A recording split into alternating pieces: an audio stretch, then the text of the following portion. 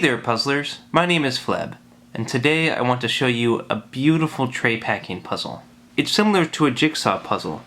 It contains these 13 pieces, which come out of the tray, and then the idea is to put them all back in.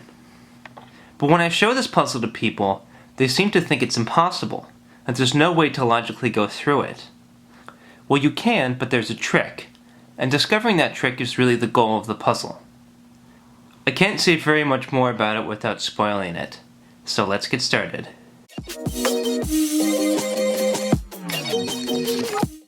When solving this type of puzzle, you're often looking for places that are unique to place the pieces. These knobs on the end stand out, as there aren't very many pieces that can go there.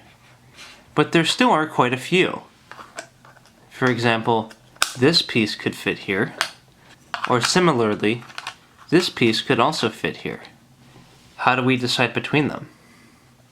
One thing you can do is start looking at how these pieces are going to fit together.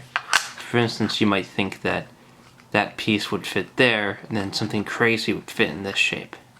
But again, there are too many possibilities. You need something that allows you to place a piece uniquely into this grid. I struggled with this for a while. It wasn't clear to me how to proceed logically, until I noticed something about the puzzle. If you look at the baseboard really close up, you'll notice the wood grain marks around the edge. These are very apparent. And in fact, there's one here that seems like it should go through this piece. One of the ways that I thought about how to solve this was to find a piece that would fit there, that would match the wood grains. For example, this piece here, it's close, but the wood grains don't really match up.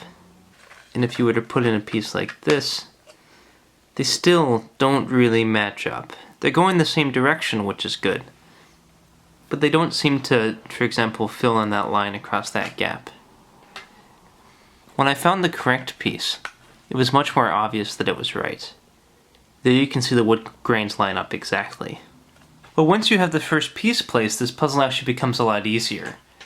Because now this region here only has a few pieces which can fit in it. You need to fill in that triangle there.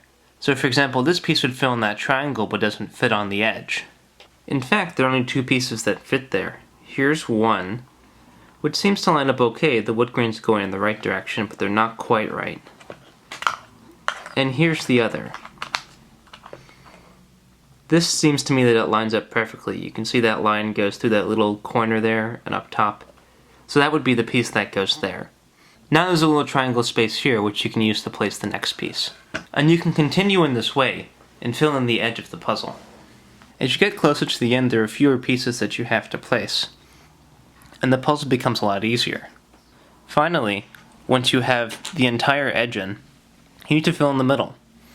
And you can use a lot of the same techniques, but we have this strange region up here. It's very constrained in terms of the number of pieces we have left, since we only have 4 pieces left at this point. Filling in that piece, I now notice this region here, which also looks pretty constrained. They end up being filled in by this piece. And finally, you can fill in the last piece. But because it has 4-way symmetry, you have to be careful to match up the wood grains. I hope you can see how you might go about solving a puzzle like this. It's not just finding the right pieces and matching them up, but also looking for something that's different. Something that the designer has intentionally put in to make the puzzle possible, to make the puzzle logical. If you enjoyed this video and you would like to see more puzzle content, please subscribe below or follow me on Twitter, @FLEBpuzzles.